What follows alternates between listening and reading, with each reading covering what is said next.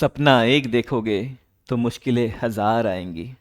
सपना एक देखोगे ना तो मुश्किलें हजार आएंगी।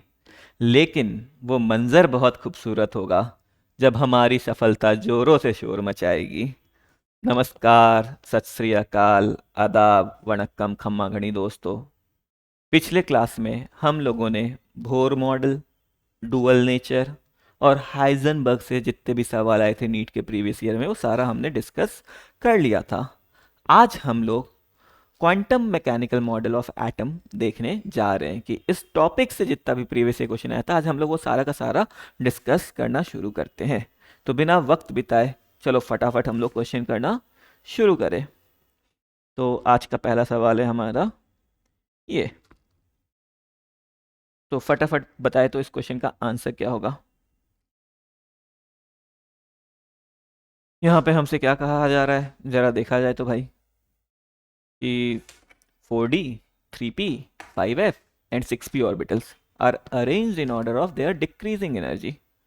The correct option is, अरे देखो अब यहाँ पे हमारा एनर्जी का बात कर रहा है। यहाँ पे हमारा बात किस चीज़ का कर रहा है, एनर्जी का बात कर रहा है। तो हमें ये मालूम है कि जो एनर्जी ऑफ ऑर्बिटल होता है ये मेरा डायरेक्टली प्रोपोर्शनल टू क्या होता है, n प्लस एल वैल्यू। अगर n प्लस एल वैल्यू से क्या होगा, मेरा एनर्जी का ऑर्डर डायरेक्टली प्रोपोर्शनल होगा। फर्दर इसमें भी कंडीशन क्या है, if n plus L value is same then higher n will have higher energy. मतलब अगर n plus L value same होता है तब जिसमें n का वैल्यू ज़्यादा होगा उसकी एनर्जी भी क्या होगी, ज़्यादा होगी। आगे देखते हैं हम लोग। तो हमारे पास कौन कौन सा ऑर्बिटल हमें दे रखा है, हमें ऑर्बिटल दे रखा है 5f, 6p, 5p और 4d। चलो हम लोग देखते हैं सबका n और l वैल्यू। तो सोचो अगर l का वैल्यू मेरा 0 होता है तो कौन सा ऑर्बिटल आता है, s ऑर्बिटल आता है। l का वैल्यू 1 होता है तो p, l का वैल्यू 2 होता है तो d और l का वैल्यू 3 होता है तो कौन सा ऑर्बिटल आता है हमारे पास, f ऑर्बिटल। तो अगर मैं यहाँ पे सबका n और l वैल्यू का प्लॉट करूँ तो 5f में n वैल्यू मेरा कितना हो जाएगा 5 और f ऑर्बिटल का l वैल्यू कितना हो जाएगा 3। 6p का बात करें तो n वैल्यू कितना हो जाएगा 6 और l वैल्यू हो जाएगा 1। 5p का बात करें तो कि मेरा कितना हो जाएगा 5 और 1 और 4d का बात करें तो ये हो जाएगा मेरा 4 और यहाँ पे 2। तो अगर हम लोग यहाँ पे n प्लस एल वैल्यू निकालने का कोशिश करें तो इसका 8 हो जाएगा और इसका 7 हो जाएगा और इसका 6 हो जाएगा और इसका 6 हो जाएगा। तो सबसे कम एनर्जी मेरा किसका हुआ, 6 वाले का। 6 में भी जिसका n कम होगा उसका एनर्जी क्या होगा, कम होगा। तो एनर्जी ऑर्डर हम लोग लिखना चाहें तो एनर्जी ऑर्डर में मेरा 4d क्या होगा, सबसे कम होगा। फिर 4d के बाद क्या होगा मेरा 5p, फिर 5p के बाद मेरा क्या होगा 6p और 6p के बाद मेरा क्या होगा 5f।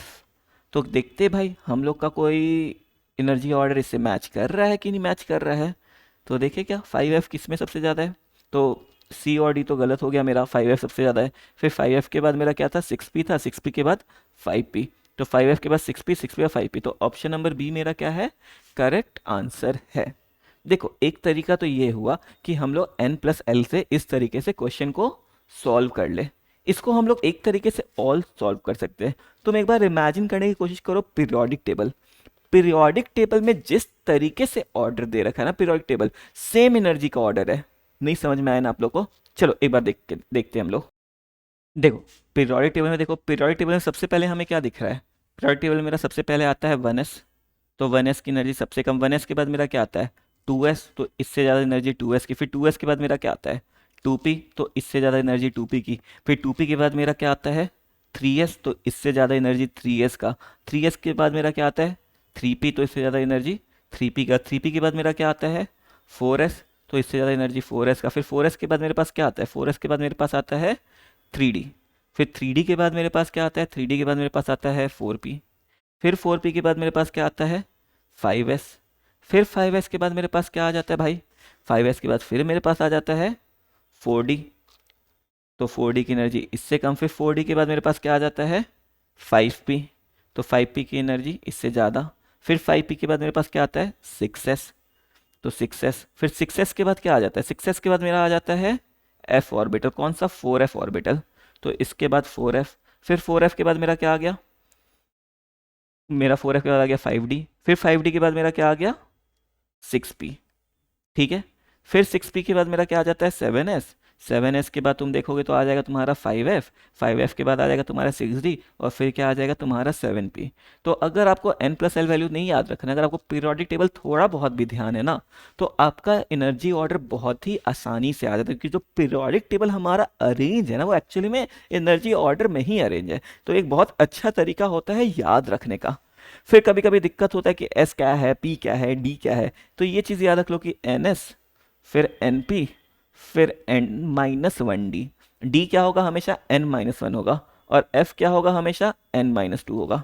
जैसे कि समझते हैं, जैसे ये मेरा 7th पीरियड है, तो यहाँ पे 7s होगा, और पी भी क्या होगा 7p होगा, लेकिन डी क्या होगा, डी एक कम होगा। कितना होगा डी तुम्हारा 6d, और एफ कितना कम होगा, दो कम होगा। कितना एफ हो जाएगा तुम्हारा 5f। समझ में आ रहा है?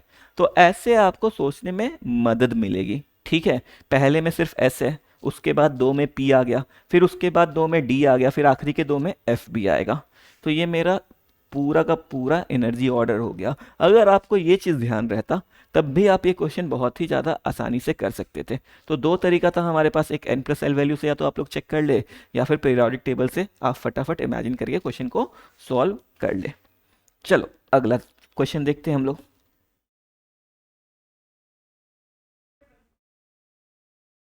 अगला क्वेश्चन हमसे कहता है, ये नीट 2019 का सवाल है, orbitals having 3 angular nodes and 3 total nodes is. तो चलो अब यहाँ पे हमारा नोड का बात किया, तो थोड़ा बहुत पहले हम लोग नोड के बारे में जान लेते हैं। तो नोड मतलब क्या होता है मेरा, नोड मतलब दोज एरिया जहाँ पे probability of finding of electron क्या हो जाए, जीरो हो जाए। समझ में आ रहा है? टोटल नोड मतलब क्या हुआ, जहाँ पे probability of finding of electron कितना हो जाए, जीरो हो जाए। अब हमारे पास जो भी टोटल नोड होता है ना, नोड हमारे पास दो टाइप का होता है। एक होता है मेरा रेडियल नोड, और दूसरा होता है मेरा एक्सियल नोड। ठीक है, कोई दिक्कत इसमें? तो अब फटाफट एक्सियल नोड कितना होता है, तो एक्सियल नोड का मेरा वैल्यू एल के बराबर होता है। एल मतलब क्या हुआ, azimuthal quantum number. Radial node मेरा कितना हो जाता है, N minus L minus one.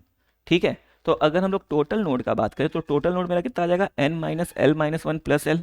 तो ये कितना हो गया मेरा टोटल, एन माइनस वन। तो टोटल नंबर ऑफ नोड्स मेरा क्या रहता है, एन माइनस वन, जिसमें रेडियल नोड कितना है, N minus L minus one, और एक्सियल नोड कितना है, एल नोड है। सॉरी, इसको एक्सियल नोड नहीं कहते हम लोग, इसको कहते हैं हम लोग angular node. Sorry sorry sorry, इसको हम लोग कहते हैं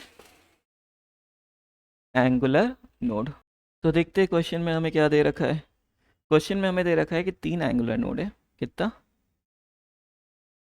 3 एंगुलर नोड है, और टोटल नोड भी कितना है, टोटल नोड भी हमारे पास 3 है। तो टोटल नोड मेरा किसके बराबर होता है, एन माइनस वन के बराबर। तो इसका मतलब n का वैल्यू कितना हो जाएगा, 4 हो जाएगा। n का वैल्यू तो मेरा क्या आ गया, 4 आ गया। 3 एंगुलर नोड है, एंगुलर नोड का वैल्यू किसके बराबर होता था, l के बराबर। मतलब l का वैल्यू कितना आ गया मेरा, 3 आ गया। l का वैल्यू मतलब 3, मतलब s p d f, f orbital. मतलब मेरा ये कौन सा ऑर्बिटल होगा, 4f ऑर्बिटल होगा। तो देखते हैं ऑप्शन में 4f है कि नहीं। बिल्कुल है ऑप्शन में 4f, तो ये ऑप्शन मेरा क्या होगा, सही होगा। चलो आओ अगला सवाल देखें हम लोग। तो यहाँ पे हमसे कह रहा है which one is a wrong statement. तो सबसे पहले रॉन्ग, नॉट जैसा कोई भी स्टेटमेंट है उसको अंडरलाइन करो, ताकि ध्यान रखें यहाँ पे सही टिक नहीं करना है, हमें गलत स्टेटमेंट टिक करना है। तो रॉन्ग स्टेटमेंट देखते हैं। तो total orbital angular momentum of electron in S orbital is zero. चलो पहला ऑप्शन के बारे में बात करते हैं। यहाँ पे हमारा बात कर रहा है ऑर्बिटल एंगुलर मोमेंटम के बारे में। तो जितना भी मूवमेंट पढ़ा है ना, हम लोगों ने 3 टाइप का मूवमेंट इस चैप्टर में पढ़ा है। कौन कौन से 3 टाइप का मूवमेंट पढ़ा है, सोचो तो एक बार। देखो सबसे पहला मूवमेंट हमें नील बोर ने कहा था। नील बोर ने हमें कौन सा मूवमेंट दिया था, ऑर्बिट एंगुलर मोमेंटम। उसने कौन सा दिया था, ऑर्बिट एंगुलर मोमेंटम, जिसका वैल्यू मेरा क्या था, एम वी आर, जो कि मेरा किसके बराबर था, एन एच अपॉन 2 पाई के बराबर था। फिर इसके बाद एक एंगुलर मोमेंट हमने पढ़ा है, orbital angular momentum. Orbital angular momentum हमारा होता है under root of L into L plus one into H upon 2 pi. और एक तीसरा एंगुलर मोमेंटम होता है स्पिन एंगुलर मोमेंटम, ये मेरा होता है under root of S plus one into H upon 2 pi. तो पूरे स्ट्रक्चर ऑफ एटम में हम लोगों ने इस 3 टाइप का मोमेंटम पढ़ा है। एक और मोमेंटम हमने पढ़ा है, मोमेंट पढ़ा है कहाँ पे, सॉलिड स्टेट में, जो कि मेरा किस पे डिपेंड करता था, वो कौन सा था, मेरा मैग्नेटिक मूवमेंट था। वो क्या था मेरा, सॉलिड स्टेट में जो हमने पढ़ा था वो था मैग्नेटिक मूवमेंट। और वो मैग्नेटिक मूवमेंट मेरा कितना था, मैग्नेटिक मूवमेंट का फॉर्मूला कितना था वहाँ पे, ये बताओ। ये कितना था मेरा, this is equal to under root of N into N plus two Bohr magneton. ये क्या था, मैग्नेटिक मूवमेंट। तो ये 4 टाइप का मूवमेंट है, ठीक है। तो इस चारों में कंफ्यूज नहीं होना है। एक भोर ने दिया था ऑर्बिट एंगुलर मोमेंटम, फिर एक ऑर्बिटल एंगुलर मोमेंटम और एक स्पिन एंगुलर मोमेंटम, जिसका फॉर्मूला ये सामने आपके लिखा हुआ है। ये bm इसका यूनिट है, भोर मैग्नेटन। तो चलो यहाँ पे हमसे किसके बारे में पूछा है, यहाँ से हमसे पूछा है ऑर्बिटल एंगुलर मोमेंटम। तो सोचो, जब भी ऑर्बिटल एंगुलर मोमेंटम क्या होता है मेरा, ऑर्बिट एंगुलर मोमेंटम होता है मेरा L into L plus one by two. तो एस ऑर्बिटल के लिए एल का वैल्यू कितना होता है, 0 होता है। तो ये कितना हो जाएगा, 0 into zero plus one by two. तो एस ऑर्बिटल के लिए क्या वैल्यू आ जाएगा तुम्हारा ऑर्बिटल एंगुलर मोमेंटम का, 0 आ जाएगा, एकदम सही। तो total orbital angular momentum of electron in S orbital is equal to 0। तो ये तो सही बात लगता है हमें। आगे देखते हैं। An orbital is designated by 3 quantum numbers while an electron in an atom is designated by 4 quantum number। ये भी सही है, क्योंकि ऑर्बिटल जो होता है, ऑर्बिटल को डेजिग्नेट हम लोग किससे करते हैं, ऑर्बिटल को डेजिग्नेट करते हैं हम लोग एन, एल और एम वैल्यू से। ध्यान रखना, एस से नहीं करते हैं। देखो, जब हमने साई को सॉल्व किया था ना, तो साई से हमें सिर्फ 3 क्वांटम नंबर मिला था। किसके बारे में, एन, एल और एम। ये किसके बारे में इंफॉर्मेशन होल्ड करता था, ऑर्बिटल के बारे में। लेकिन बाद में इलेक्ट्रॉन के स्पिन को रिप्रेजेंट करने के लिए हमने अलग से क्वांटम नंबर बनाया, जिसको हम लोग क्या कहते हैं, स्पिन क्वांटम नंबर। तो यहाँ से हम लोग क्या कह सकते हैं कि ऑर्बिटल को हम लोग 3 क्वांटम नंबर से रिप्रेजेंट करते हैं, एन, एल और एम से। लेकिन जब इलेक्ट्रॉन को रिप्रेजेंट करना होता है तो एन, एल, एम और एस चारों हम लोग यूज करते हैं। तो इससे ये ऑप्शन भी सही लगता है हमें। ऐसे ही डी ऑर्बिटल का देख लेते हैं। The value of D Z two is 0। हाँ, डी जेड टू तुम्हारा 0 होता है। अब यहाँ पे देखते तो electronic configuration of nitrogen atom, यहाँ पे सही है, ये सही है। यहाँ पे देखो, यहाँ पे इसका स्पिन उल्टा कर दिया है। जब भी तुम्हारा अनपेयर्ड इलेक्ट्रॉन आता है ना, तो सब में सेम स्पिन का आता है। सेम स्पिन का क्यों आना चाहिए, सेम स्पिन का इसलिए आना चाहिए क्योंकि मैक्सिमम एक्सचेंज एनर्जी पॉसिबल हो। और जब मैक्सिमम एक्सचेंज एनर्जी पॉसिबल होगी तो एटम में क्या आएगी, स्टेबिलिटी आएगी। समझ में आ रहा है। इसलिए यहाँ पे ये कन्फिग्रेशन क्या है तुम्हारा, गलत है। तो यहाँ पे कौन सा ऑप्शन सही है, ऑप्शन नंबर सी गलत है। तो यहाँ पे हमसे पूछा था रॉन्ग स्टेटमेंट, तो हम लोग किसको टिक मारेंगे, ऑप्शन नंबर सी को टिक करेंगे। चलो एक बार फिर से देख लेते हैं। हमने 4 टाइप का एंगुलर मोमेंटम पढ़ा है। एक ऑर्बिट एंगुलर मोमेंटम, एक ऑर्बिटल, एक स्पिन और एक मैग्नेटिक मोमेंट। यहाँ पे एन प्रिंसिपल क्वांटम नंबर नहीं है। यहाँ पे एन क्या है, यहाँ पे एन है नंबर ऑफ अनपेयर्ड इलेक्ट्रॉन। बाकी ऊपर एन, एल और एस क्या है, ये तीनों क्वांटम नंबर्स हैं। पर ये तुम्हारा क्वांटम नंबर नहीं है, ये क्या है, नंबर ऑफ अनपेयर्ड इलेक्ट्रॉन है। चलो अगला सवाल देखते हैं हम लोग।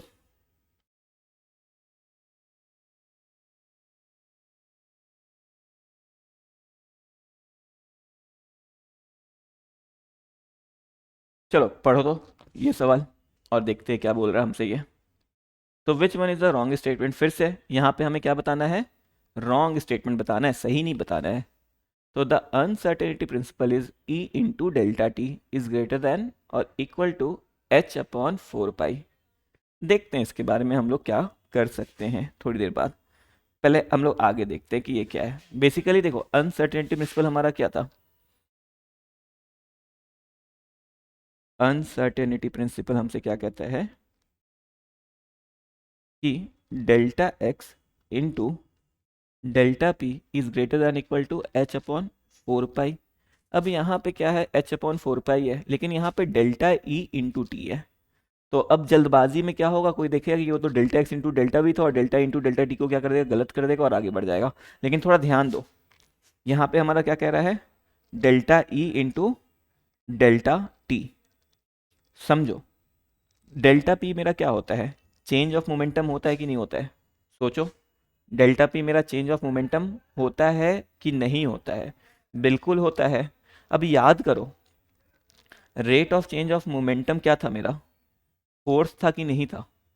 तो सोचो, इसको मैं ऐसे लिख सकता हूँ, delta X into delta P by delta T into delta T is greater than equal to H upon 4 pi. तो यहाँ से मेरा कितना आ जाएगा, डेल्टा एक्स इंटू फोर्स आ जाएगा कि नहीं आ जाएगा, इंटू डेल्टा टी। और फोर्स इंटू डेल्टा एक्स क्या होता है मेरा, वर्क डन क्या होता है, फोर्स इंटू डिस्प्लेसमेंट होता है कि नहीं होता है, बताओ। एकदम होता है। यही वर्क डन मेरा क्या होता है, चेंज इन एनर्जी होता है कि नहीं होता है, या चेंज इन काइनेटिक एनर्जी होता है वर्क एनर्जी थ्योरम से। तो ये मेरा क्या बन जाएगा, delta E into delta T is greater than equal to H upon 4 pi, बन गया कि नहीं बन गया। तो इसका मतलब पहला ऑप्शन क्या है, पहला ऑप्शन गलत नहीं है, पहला ऑप्शन बिल्कुल सही है। तो पहला ऑप्शन गलत करके आगे नहीं बढ़ेंगे हम लोग। अगला देखते हैं, half filled and fully filled orbitals have greater stability due to greater exchange energy, greater symmetry and more balanced arrangement। एकदम सही बात है, हाफ फील्ड और फुल फील्ड क्या होता है, ज़्यादा स्टेबल होते हैं। क्यों, क्योंकि उसमें एक्सचेंज एनर्जी ज़्यादा होता है, उसमें सिमेट्री की वजह से ज़्यादा होता है, उसमें बैलेंस अरेंजमेंट होता है। तो दूसरा भी हमारा सही स्टेटमेंट है। तीसरा पढ़ते हैं, the energy of 2s orbital is less than energy of 2p orbital in case of hydrogen like atom. अब यहाँ पे थोड़ा समझने का कोशिश करो, हाइड्रोजन लाइक एटम से हमारा क्या कहने का मतलब है। तो देखो, हालांकि ये क्वेश्चन ऑप्शन बहुत ही सिंपल है, पर इसके पीछे का थोड़ा कॉन्सेप्ट समझ लेते हैं। जब भी हम लोग हाइड्रोजन लाइक एटम कहते हैं ना, तो हाइड्रोजन लाइक एटम कहने से मेरा मतलब होता है सिंगल इलेक्ट्रॉन स्पीसीज, मतलब उसमें कितना इलेक्ट्रॉन होना चाहिए, सिर्फ एक ही इलेक्ट्रॉन होना चाहिए। तो देखो, जब भी हम लोग ऑर्बिटल की एनर्जी की बात करते हैं, तो देखो अभी मैंने आपको क्या बताया था कि energy is directly proportional to N plus L value होता है। पर ये एनर्जी जो एन प्लस एल वैल्यू के डायरेक्टली प्रोपोर्शनल होता है, ये होता है सिर्फ और सिर्फ मल्टी इलेक्ट्रॉन सिस्टम में। किसमें, मल्टी इलेक्ट्रॉन सिस्टम में। लेकिन ये बात समझना, लेकिन अगर तुम्हारे पास सिंगल इलेक्ट्रॉन सिस्टम है, क्या, कि सिर्फ और सिर्फ क्या है, सिर्फ एक सिंगल इलेक्ट्रॉन सिस्टम है, तो यहाँ पे जो मेरा एनर्जी होता है, यहाँ पे energy is directly proportional to N होता है, यहाँ पे एल नहीं आता है। समझ में आ रहा है। तो अगर सिंगल इलेक्ट्रॉन सिस्टम है, देखो फिर से समझो, थोड़ा ध्यान देना यहाँ पे बहुत लोग गलती कर देते हैं।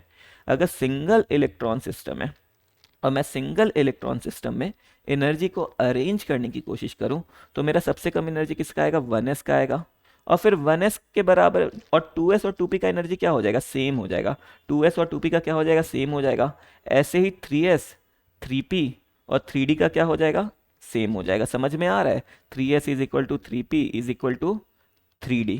लेकिन अगर मल्टी इलेक्ट्रॉन सिस्टम होता, तो यहाँ पे मेरा एनर्जी क्या हो जाता है, यहाँ पे energy is directly proportional to N plus L आ जाता है। डिफरेंट क्यों हो जाता है बेटा, क्योंकि अगर मल्टी इलेक्ट्रॉन सिस्टम है ना, तो उसमें बहुत सारे इलेक्ट्रॉन आएंगे, और बहुत सारे इलेक्ट्रॉन आएंगे तो वो इलेक्ट्रॉन आपस में क्या करते हैं, मल्टी इलेक्ट्रॉन सिस्टम में इलेक्ट्रॉन का क्या होता है, रिपल्शन होता है। और इस रिपल्शन की वजह से क्या होता है, स्प्लिटिंग ऑफ एनर्जी लेवल हो जाता है। क्या हो जाता है, स्प्लिटिंग ऑफ एनर्जी लेवल हो जाता है, जिसकी वजह से कुछ ऊपर चले जाते हैं और कुछ नीचे आ जाते हैं। तो यहाँ पे हमें अगर एनर्जी ऑर्डर में जब हम लोग अरेंज करते हैं, तो यहाँ पे एनर्जी ऑर्डर मिलता है हमें, नीचे मिलता है 1s, उसके ऊपर 2s, फिर उसके ऊपर 2p, फिर उसके ऊपर 3s, फिर उसके ऊपर हमें मिलता है 3p।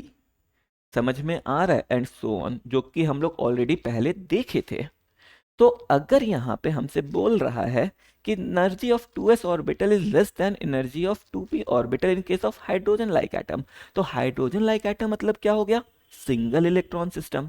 अगर वो सिंगल इलेक्ट्रॉन सिस्टम है तो एनर्जी तो सिर्फ n पे डिपेंड करेगा ना, मतलब 2s की एनर्जी क्या हो जाएगी, 2p के बराबर हो जाएगी, कम नहीं होगी। कम कहाँ होती है, जब मेरा मल्टी इलेक्ट्रॉन सिस्टम होता है। तो इसलिए ये ऑप्शन मेरा गलत है। फिर अगला ऑप्शन क्या बोलता है हमसे, de Broglie variance is given by lambda is equal to H upon M V, जो कि हमें मालूम ही है, ये तो सही है। तो गलत स्टेटमेंट हमारा कौन सा हो गया, सी हो गया। तो देखो बहुत हल्का सा फर्क था, इसलिए बहुत ध्यान से चीजों को पढ़ना बहुत ही जरूरी है। चलो आगे देखते हैं हम लोग अब।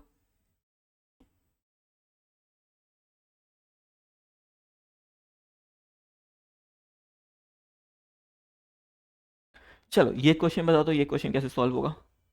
यहाँ पे हमसे क्या कह रहा है, how many electrons can fit in the orbital for which n is equal to 3 and l is equal to 1। तो L इज इक्वल टू 1 मतलब कौन सा ऑर्बिटल का बात कर रहे हैं हम लोग? P ऑर्बिटल का बात कर रहे हैं। तो इसका मतलब क्या हो गया? 3p। और 3p में क्या होता है मेरा? तीन टाइप का ऑर्बिटल होता है, 3px, 3py और 3pz। एक ऑर्बिटल में कितना इलेक्ट्रॉन? दो इलेक्ट्रॉन। तो तीन ऑर्बिटल में कितना इलेक्ट्रॉन? 6 इलेक्ट्रॉन। तो 3 × 2 6 इलेक्ट्रॉन। तो इसका करेक्ट आंसर क्या हो जाएगा? 6 इलेक्ट्रॉन हो जाएगा। अच्छा नहीं नहीं नहीं नहीं नहीं नहीं, ये हमारा ठीक है। How many electrons can fit in the orbital for which n is equal to 3 and l is equal to 1? तो n इज इक्वल टू 3 मतलब 3, l इज इक्वल टू 1 मतलब p। तो 3p में कितना होगा? 3p का तीनों ऑर्बिटल हो सकता है, तीनों ऑर्बिटल को मिला के हमारा 6 इलेक्ट्रॉन हो जाएगा। चलो आगे बढ़ते हैं।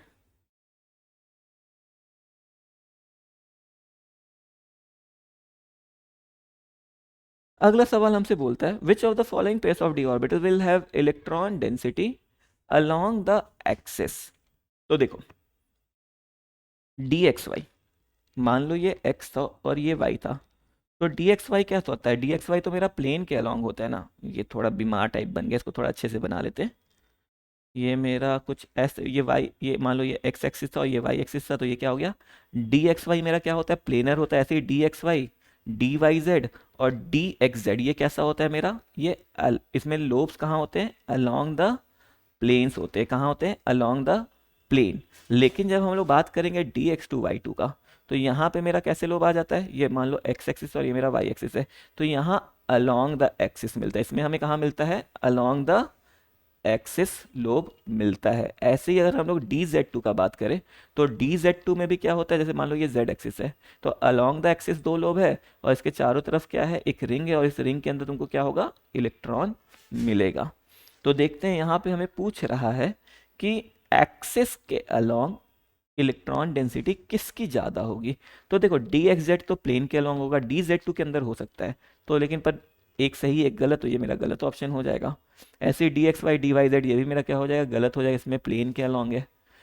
ये जो मेरा ऑप्शन है, option number C, D Z two और D X two Y two, ये मेरा क्या है? करेक्ट आंसर है। चलो आगे बढ़ते हैं हम लोग।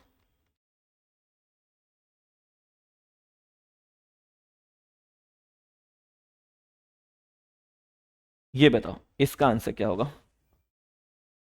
To electrons occupying the same orbital are distinguished by. अच्छा सोचो, मान लो हम लोग कोई भी ऑर्बिटल ले लेते हैं। हम लोग कौन कौन सा ऑर्बिटल ले लेते हैं? मान लो हम लोग 2p ऑर्बिटल ले लिया, या मान लो हमने क्या ले लिया? एक 2s ऑर्बिटल ले लिया। इसमें मेरा एक इलेक्ट्रॉन है और एक दूसरा इलेक्ट्रॉन है। मान लो इस इलेक्ट्रॉन को हम लोग कह दिया a इलेक्ट्रॉन, और इस इलेक्ट्रॉन को हमने क्या कह दिया? b electron. अब सोचो a का n वैल्यू क्या होगा? 2 होगा, इसका भी 2 होगा। इसका l वैल्यू क्या होगा? इसका भी l वैल्यू क्या होगा? 0। इसका भी क्या होगा? 0। इसका m वैल्यू क्या होगा? दोनों का m वैल्यू क्या होगा? 0 होगा। तो n l m दोनों वैल्यू सेम है कि नहीं है? डिफरेंट क्या है? सिर्फ और सिर्फ s वैल्यू। एक का -½ होगा और एक का क्या होगा? +½ तो दोनों को डिस्टिंग्विश हम लोग किससे करते हैं? स्पिन क्वांटम नंबर से। चल आगे देखते हैं। अब हम लोग अगला सवाल देखते हैं।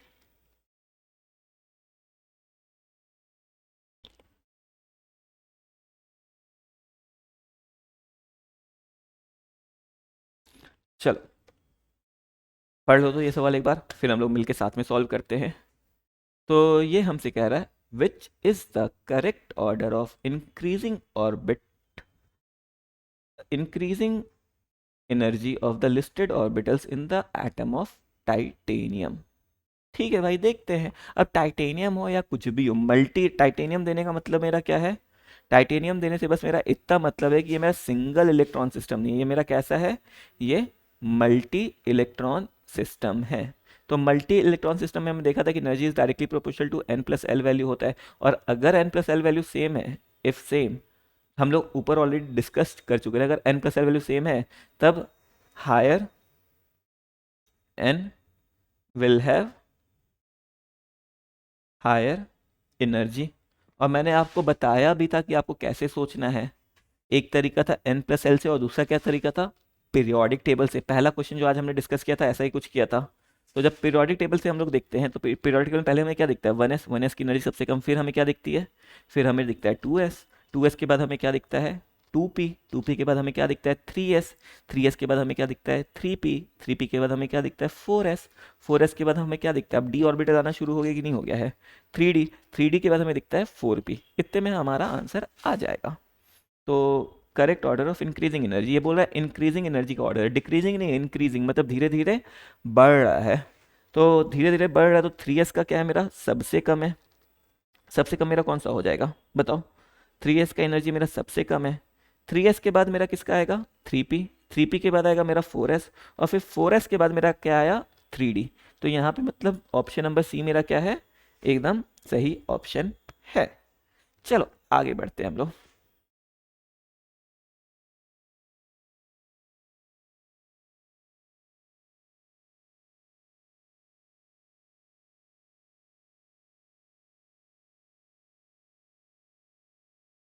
चलो आओ ये सवाल साथ में सॉल्व करते हैं अब हम लोग। The number of D electrons in Fe2 plus is Z is equal to 26 is not equal to number of electrons in which of the following। चलो देखते, देखो यहाँ पे जो हमारा बेस कॉन्सेप्ट, बेसिक कॉन्सेप्ट है वो ये है कि जब हम लोग इलेक्ट्रॉन फिल करते हैं तो हम लोग किस में फिल करते हैं, एनर्जी ऑर्डर के अकॉर्डिंग। किस में फिल करते हैं, एनर्जी ऑर्डर के अकॉर्डिंग। लेकिन जब हम लोग इलेक्ट्रॉन रिमूव करते हैं ना, तो इलेक्ट्रॉन हम लोग रिमूव करेंगे हमेशा outer most electron, outer most orbital से। किससे रिमूव करेंगे हम लोग, हमेशा जो हमारा आउटर मोस्ट ऑर्बिटल होगा हमेशा इलेक्ट्रॉन वहां से रिमूव होगा। तो अगर इलेक्ट्रॉन फिलिंग का ऑर्डर देखेंगे तो यहाँ पे इलेक्ट्रॉन मेरे पहले किस में जाएगा, पहले मेरा 4s में जाएगा, फिर 4s के बाद कहाँ जाएगा 3d में जाएगा। समझ में आ रहा है। तो इलेक्ट्रॉन मेरा 3d में बाद में जा रहा है और 4s में पहले जा रहा है, क्योंकि 4s की एनर्जी क्या है कम है, और उसके बाद एनर्जी मेरी किसकी है 3d की है, 3d की एनर्जी मेरी क्या है ज़्यादा है। लेकिन जब इलेक्ट्रॉन को हमें रिमूव करना होगा तो इलेक्ट्रॉन हम लोग पहले रिमूव कहाँ करेंगे, सबसे पहले हम लोग रिमूव करेंगे, firstly we remove from outermost orbital. कौन है 3d अंदर होगा 4 बाहर होगा, तो हम लोग रिमूव करेंगे 4s से। समझ में आ रहा है। तो रिमूव हमेशा कहाँ से होता है 4s से। तो चलो सबसे पहले हम लोग Fe का कन्फिग्रेशन लिख देते हैं, ठीक है। तो Fe का कन्फिग्रेशन मेरा क्या है 26 एटॉमिक नंबर है इसका। तो Fe में हम लोग को 26 इलेक्ट्रॉन डालना है, तो डालना शुरू करते हैं भाई। तो एनर्जी ऑर्डर पहले हम लोग लिखते हैं अपना। तो अगर एनर्जी ऑर्डर लिखेंगे तो पहले मेरा आता है 1s, 1s के बाद आता है मेरा 2s, 2s के बाद आता है मेरा 2p, 2p के बाद आता है मेरा 3s, 3s के बाद मेरा आता है 3p, और 3p के बाद आता है मेरा 4s, और 4s के बाद आता है मेरा 3d। 1 2 3 4 5। अब चलो 26 इलेक्ट्रॉन डालना है ना हम लोग। तो इलेक्ट्रॉन डालना शुरू करते, सबसे पहले इलेक्ट्रॉन कहाँ डालेंगे, लोअर एनर्जी में डालेंगे। तो एक, फिर पेयरिंग, पेयरिंग हमेशा अपोजिट स्पिन की होगी। 1 2 3 4 5। अब पेयरिंग हम लोग कब करेंगे, जब पहले सारा का सारा सेम लेवल पे भर जाएगा। तो 5 6 7 8 9 10 11 12 13 14 15 16 17 18 19 20 21 22 23 24 25, और ये हो गया मेरा 26। कोई दिक्कत, तो ये तो मेरा हो गया इलेक्ट्रॉनिक कन्फिग्रेशन किसका, Fe का हो गया। अब सवाल हमसे क्या पूछ रहा है Fe2 प्लस। तो Fe2 प्लस मतलब क्या हो गया, Fe2 प्लस मतलब हमने क्या किया, Fe में से 2 इलेक्ट्रॉन बाहर निकाल दिया है, तो मेरा क्या बन जाएगा Fe2 प्लस बन जाएगा। अब सोचो 2 इलेक्ट्रॉन कहाँ से जाएगा, देखो d ऑर्बिटल की एनर्जी है पर आउटर मोस्ट इलेक्ट्रॉन कौन सा है 4s है ना, तो इलेक्ट्रॉन मेरा निकलेगा कहाँ से, यहाँ से निकलेगा। समझ में आ रहा है। तो यहाँ पे मेरा इसका कन्फिग्रेशन कैसे हो जाएगा, सोचो 1s तो सेम रहेगा, 2s भी मेरा सेम रहेगा, 2p भी मेरा क्या रहेगा सेम रहेगा, फिर उसके बाद 3s भी मेरा सेम रहेगा, 3p भी मेरा क्या रहेगा सेम रहेगा। दिक्कत कहाँ होगा 4s खाली हो जाएगा मेरा, और 3d मेरा क्या रहेगा सेम रहेगा। कोई दिक्कत, बस हुआ क्या कि 4s से जो मेरा इलेक्ट्रॉन था 4s वाला मेरा क्या हो जाएगा खाली हो जाएगा, बाकी सब में तो सेम इलेक्ट्रॉन था, बाकी सब में जितना इलेक्ट्रॉन पहले था उतना इलेक्ट्रॉन क्या होगा अब भी होगा। ठीक है। तो 2 इलेक्ट्रॉन था s में, दोनों इलेक्ट्रॉन हमने बाहर निकाल दिया। तो अब देखिए ऑप्शन, तो the number of d electrons in Fe2 plus is not equal to number of electrons in which one of the following. तो भाई देखिए डी इलेक्ट्रॉन में कितना है, डी में है यहाँ पे 6 इलेक्ट्रॉन, और Fe2+ में कितना इलेक्ट्रॉन है, 6 इलेक्ट्रॉन, और Fe में कितना है, Fe में भी 6 इलेक्ट्रॉन है। तो पहला ऑप्शन तो मेरा क्या है, पहला ऑप्शन तो मेरा सही है, लेकिन यहाँ पे क्वेश्चन क्या पूछ रहा है, द नंबर इज नॉट, ध्यान देना इज नॉट बोल रहा है। हम लोग कई बार नॉट को इग्नोर कर देते हैं और सही आंसर पे टिक मार के, यहाँ पे सही नहीं गलत पे टिक मारना है। अब चलो नियॉन के बारे में सोचते हैं। तो नियॉन क्या है मेरा, Z10। तो Z10 मतलब क्या हुआ, 1s में मेरा 2 इलेक्ट्रॉन, 2s में भी मेरा 2 इलेक्ट्रॉन, और 2p में कितना इलेक्ट्रॉन आ जाएगा, 6 इलेक्ट्रॉन बचा ना, तो 1 2 3 4 5 6, तो इसमें भी कितना इलेक्ट्रॉन है, 6 इलेक्ट्रॉन है, इसमें भी 6 इलेक्ट्रॉन था। तो ये दोनों ही मेरा सही है, ये गलत नहीं है, इसमें भी सेम इलेक्ट्रॉन है। अब आगे का 2 ऑप्शन हम लोग देखते हैं। अच्छा आगे का 2 ऑप्शन तो यार मैंने दिया ही नहीं आप लोग को, तो आगे का 2 ऑप्शन हम लोग देखते हैं।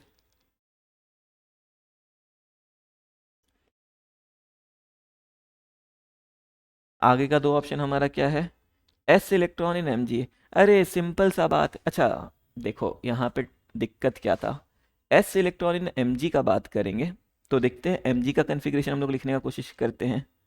तो एम जी में मेरा क्या हो जाएगा, पहले मेरा 1s आएगा, अगर एम जी का हम लोग लिखें तो 1s में 2 इलेक्ट्रॉन, फिर मेरा आएगा 2s, 2s में भी मेरा 2 इलेक्ट्रॉन, फिर आएगा मेरा 2p, 2p में कितना इलेक्ट्रॉन, 6 इलेक्ट्रॉन, फिर उसके बाद मेरा क्या आएगा 3s, 3s में भी कितना, 2 इलेक्ट्रॉन। अब होता क्या है कि लोग फटाफट देखेंगे अरे एस में तो 2 इलेक्ट्रॉन होता है, काटो और आगे बढ़ो, पर ध्यान दो इसने कोई 1s या 2s नहीं बोला, इसने s बोला है। तो जब इसने s बोला है इसका मतलब हम लोग बात कर रहे हैं 1s का भी, 2s का भी और 3s का भी। तो टोटल कितने इलेक्ट्रॉन हो गए, इसमें 6 इलेक्ट्रॉन हो गए कि नहीं हो गए, तो 6 इलेक्ट्रॉन हो गए, मतलब इसमें भी 6 है, मतलब ये मेरा क्या है, ये भी मेरा सही आंसर है, ये गलत नहीं है। अब p इलेक्ट्रॉन्स इन क्लोरीन देखते हैं। तो क्लोरीन का एटॉमिक नंबर मेरा कितना है, 17 है। तो क्लोरीन का अगर हम लोग देखा जाए तो क्लोरीन का 17 है, तो क्लोरीन में भी वापस से इलेक्ट्रॉन भरना शुरू करते हैं, 1s, फिर 2s, फिर मेरा 2s के बाद क्या आता है 2p, 2p के बाद क्या आता है 3s, 3s के बाद क्या आता है 3p। तो 17 अगर हम लोग भरने की कोशिश करें, 1 2 3 4 5 6 7 8 9 10 11 12 13 14 15 16 17, तो यहाँ पे टोटल p इलेक्ट्रॉन कितना हो गया, 6 यहाँ पे हो गया और 5 यहाँ पे हो गया, यहाँ पे तो टोटल 11 इलेक्ट्रॉन हो गया है ना। तो चूंकि यहाँ पे टोटल 11 इलेक्ट्रॉन हो गया, मतलब ये मेरा गलत आंसर है, मतलब ऑप्शन नंबर डी को हम लोग क्या करेंगे, टिक करेंगे। ठीक है आगे बढ़ते हैं हम लोग।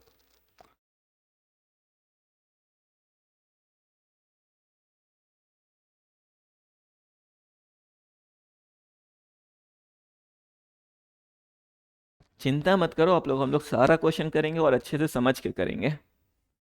ये बोल रहा है angular momentum of electron in D orbital is कितना।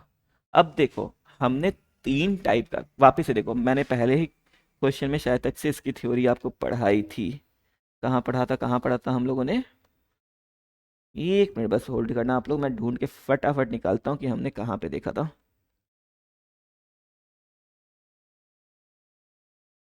हाँ ये देखो, हमने पढ़ा था पहला ऑर्बिट एंगुलर मोमेंटम, फिर हमने पढ़ा था ऑर्बिटल एंगुलर मोमेंटम, और फिर हमने पढ़ा था स्पिन एंगुलर मोमेंटम। अब यहाँ पे कौन सा एंगुलर मोमेंटम का बात कर रहा है हमसे, हमसे यहाँ पे बात कर रहा है angular momentum of D orbital. चलो angular momentum of D orbital के पहले हम लोग समझते हैं सिंबल का मतलब क्या होता है। देखो एच के ऊपर यहाँ पे काट दिया, एक लाइन खींच दिया, तो इस सिंबल को कहते हैं हम लोग हैश, क्या कहते हैं हम लोग, हैश। और इसका वैल्यू होता है h/2 पाई के बराबर, इसकी वैल्यू कितनी होती है h/2 पाई के बराबर। अब देखो यहाँ पे चूंकि हमें ऑर्बिटल दे दिया है ना, कि स्पेसिफिकली बताओ कि डी ऑर्बिटल का वैल्यू क्या होगा। अब सोचो अगर यहाँ पे ऑर्बिट एंगुलर मोमेंटम निकालना होता, चलो एक बार हम लोग इमेजिन करते हैं, हमें कुछ नहीं पता क्या करना है, तीनों फॉर्मूला लगा के देखते हैं। ठीक है अब तुम अगर सोचो यहाँ पे अगर हमें ऑर्बिट एंगुलर मोमेंटम निकालना होता, तो ये मेरा कितना आता है NH/2 पाई। अब क्या क्वेश्चन में n का वैल्यू दे रखा है, नहीं दे रखा है ना, मतलब ऑर्बिट एंगुलर मोमेंटम तो नहीं निकालना होगा ना। यहाँ पे क्या दे रखा है, हमें ऑर्बिटल दे रखा है, मतलब हमें निकालना क्या होगा, ऑर्बिटल एंगुलर मोमेंटम। और ऑर्बिटल एंगुलर मोमेंटम का फॉर्मूला मेरा क्या होता है, under root of L into L plus one into H upon two pi, या इसी को हम लोग कैसे लिख सकते हैं, under root of L into L plus one into hash, अभी हमने देखा ना हैश से रिप्रेजेंट करते हैं। तो ये हमसे बोल रहा है कि डी ऑर्बिटल का निकाल के बताओ मेरे को। तो जब भी डी ऑर्बिटल होता है तो डी ऑर्बिटल के एल का वैल्यू कितना होता है, एकदम सही कहा आपने, डी ऑर्बिटल के एल का वैल्यू कितना होता है, 2 होता है। तो अब इसको हम लोग यहाँ फॉर्मूला में डाल देते हैं, तो ये मेरा कितना आ जाएगा, 2 into two plus one into hash, और ये मेरा कितना आ जाएगा, अंडर रूट ऑफ 6 हैश। मतलब मेरा सही आंसर क्या होगा, ऑप्शन नंबर सी मेरा सही आंसर हो जाएगा।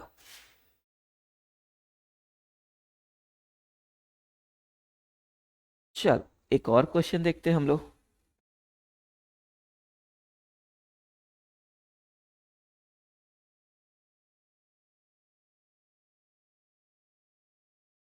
What is maximum number of orbitals that can be identified with the following quantum numbers? अच्छा, ये बोल रहा है कि इससे कितना मैक्सिमम ऑर्बिटल हमें मिलेगा। तो चलो देखते हैं। n का वैल्यू हमारा क्या है, 3। n हमें क्या बताता है, n हमें बताता है शेल। अब सोचो अगर n का, अच्छा इसको हम लोग थोड़ा डिटेल में देख लेते हैं ताकि आपकी थ्योरी भी रिवाइज होती चले। n का वैल्यू मेरा कहाँ से शुरू होता है, 1 2 3 एंड सो ऑन। एल का वैल्यू मेरा कहाँ से कहाँ तक जाता है, 0 से लेके n-1 तक जाता है। और m का वैल्यू कहाँ से कहाँ तक जाता है मेरा, -l से +l तक। तो सोचो अगर n का वैल्यू मेरा 3 था तो l क्या क्या आएगा मेरा, l मेरा आ जाएगा 0 1 और 2। तो बताओ अब m कितना आएगा, 0 के कॉरस्पॉन्डिंग 0, इसके कॉरस्पॉन्डिंग -1 0 और 1, 2 के कॉरस्पॉन्डिंग -2 -1 0 1, और एक वैल्यू क्या आ जाएगा तुम्हारा 2। तो ये बोल रहा है कि जब मेरा n 3 है, n क्या है 3 है, l 1 है और m क्या है 0 है, तब हमें बताना है कितना ऑर्बिटल होगा। तो n is equal to 3, l is equal to कितना दे रखा है 1, और इस पे भी 0। तो सिर्फ एक ही ऑर्बिटल आया कि नहीं आया बताओ। तो यहाँ पे आंसर क्या हो जाएगा मेरा, एक ऑर्बिटल खाली।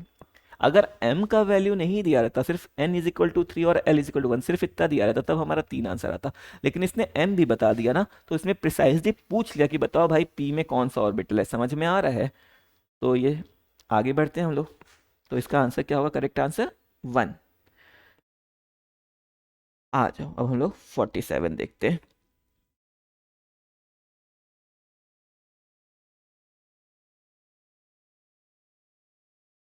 यहां हमसे बोल रहा है कि what is the maximum number of electrons that can be associated with the following set of, अब देखो यहाँ पे क्या बोल रहा है, मैक्सिमम नंबर ऑफ इलेक्ट्रॉन पूछ रहा है। सेम सवाल है यहाँ पे, n is equal to 3, l is equal to 1, m is equal to -1। तो n is equal to 3, l is equal to 1 और m इज इक्वल टू -1, इसके कॉरस्पॉन्डिंग कितना ऑर्बिटल आएगा सोचो। इसके कॉरस्पॉन्डिंग मेरा कितना ऑर्बिटल आ जाएगा, सिर्फ एक ऑर्बिटल आएगा। और एक ऑर्बिट में कितना इलेक्ट्रॉन रह सकता है, एक ऑर्बिटल में 2 इलेक्ट्रॉन रह सकता है कि नहीं रह सकता है। तो इसका मतलब कितना इलेक्ट्रॉन एसोसिएटेड हो गया मेरा, एक ऑर्बिटल और उस ऑर्बिटल में 2 इलेक्ट्रॉन, तो 2 इलेक्ट्रॉन मेरा हो सकता है। एक का एस वैल्यू कितना होगा, +½ और दूसरे का एस वैल्यू क्या होगा, -½ चलो आओ अब हम लोग अगला सवाल देखते हैं।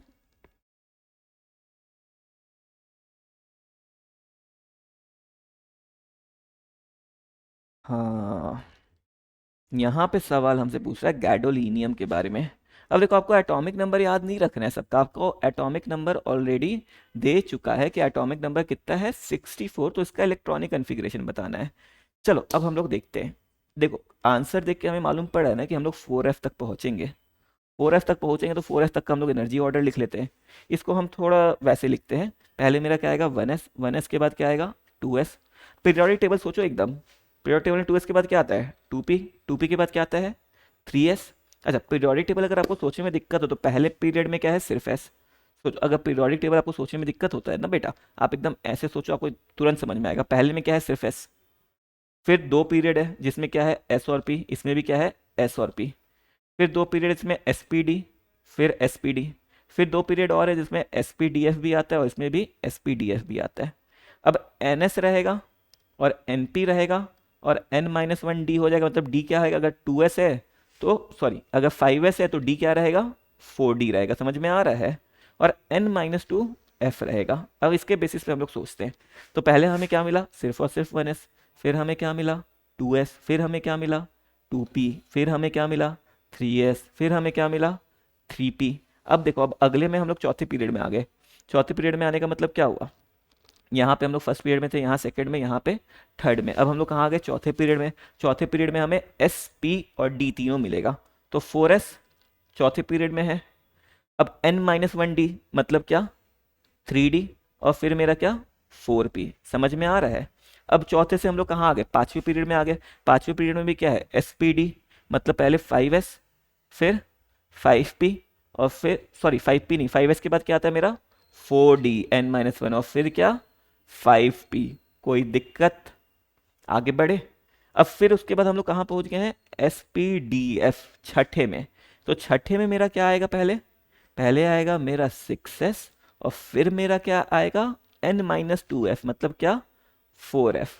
अब यहाँ तक में मेरे ख्याल से हमारा आंसर आ जाना चाहिए, क्योंकि 5, अच्छा अगर हम लोग d का बात करें, फिर मेरा आता है क्या 5d। पर जब हम लोग इलेक्ट्रॉन भरते हैं तो ध्यान रखो, पहला इलेक्ट्रॉन किस में जाता है, d में जाता है, फिर f में जाता है। तो चलो हम लोग इलेक्ट्रॉन काउंट करते हैं, हम लोग लिखेंगे नहीं, थोड़ा जल्दी जल्दी करने का कोशिश करते हैं ताकि एग्जाम में भी जल्दी जल्दी कर सके।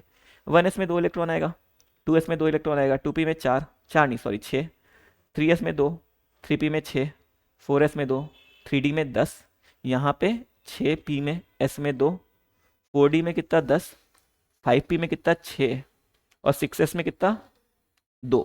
अब ध्यान से देखो ये कितना इलेक्ट्रॉन हो गया मेरा, 6, 7, 8, 9, 10, 11, 12, 12 और 6 18, 18 और 2 20, 20 और 10 30, 30 और 6 36, 36 और 2 37, 38, 48 और 56। यहाँ तक मेरा कितना इलेक्ट्रॉन हो गया है, 56 इलेक्ट्रॉन मेरा ऑलरेडी हो चुका है।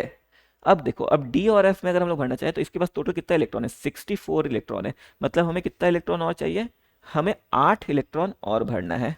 अब देखो, अब मेरे पास दो पॉसिबिलिटी बचती है 8 इलेक्ट्रॉन की।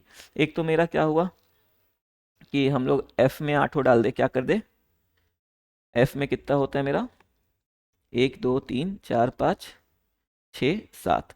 तो 1 2 3 4 5 6 7, और आठों का आठों हमने किस में डाल दिया, 4f में डाल दिया। लेकिन एक चीज आप ध्यान दो, हमने क्या पढ़ा था, याद करने की कोशिश करो, हमने क्या पढ़ा था, हमने क्या पढ़ा था। इसके नीचे हमने क्या डाल रखा है, 2s डाल रखा है, और 2s में क्या है मेरा सारा का सारा इलेक्ट्रॉन, सॉरी 2s नहीं, क्या है 6s, जिसमें 6s में मेरा क्या है इलेक्ट्रॉन भरा हुआ है। ठीक है, अब हमने क्या पढ़ा था, हाफ फिल्ड ऑर्बिटल ज़्यादा स्टेबल होता है कि नहीं होता है, एकदम पढ़ा था कि हाफ फिल्ड ऑर्बिटल मेरा क्या होता है हमेशा, half filled orbital is more stable.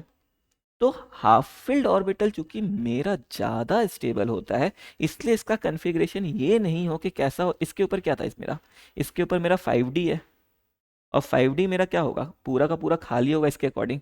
लेकिन अगर हम ऐसा कन्फिग्रेशन कर दे कि इसको हाफ फिल्ड कर दे, 1 2 3 4 5 6 7 और 5d, 1 2 3 4 5, ये मेरा 5d और ये मेरा 4f। हम लोग इसमें साथ ही भरे, 1 2 3 4 5 6 7, और फिर 5d एक।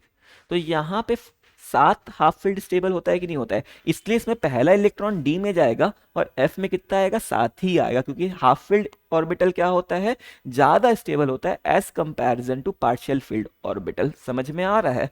तो इसलिए इसका कन्फिग्रेशन मेरा कैसा नजर आएगा, 5d1 और 4f7। तो देखिए क्या कोई ऑप्शन मैच करता है मेरा इससे, 5d1 और 4f7 से। हाँ देखो, ऑप्शन नंबर बी मेरा मैच कर रहा है कि नहीं कर रहा है, मतलब ऑप्शन नंबर बी मेरा क्या है, एकदम सही है।